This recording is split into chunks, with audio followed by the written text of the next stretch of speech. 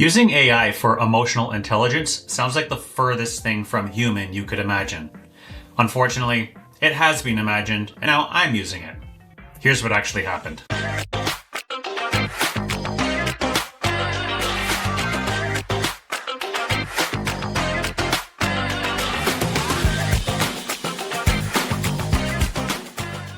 So I work with AI every day, and if you're anything like me, you've noticed how easy it is to get stuck on these tools. They're addictive.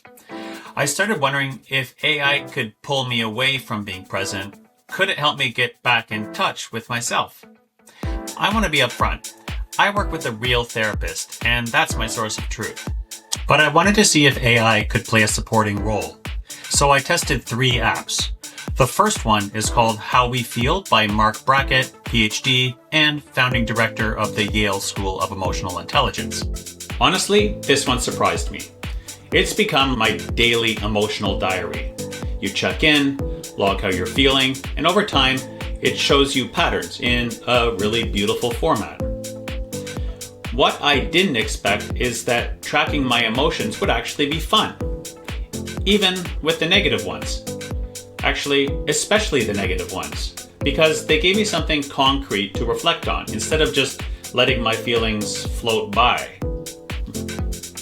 The next one I tried was Ebb, which is the therapist AI tool inside the Headspace app. And I'll be honest, much like How We Feel, it does tend to reflect your feelings back at you. Eventually, I hit a point where I had to stop. You're also constantly aware that you're talking to a machine.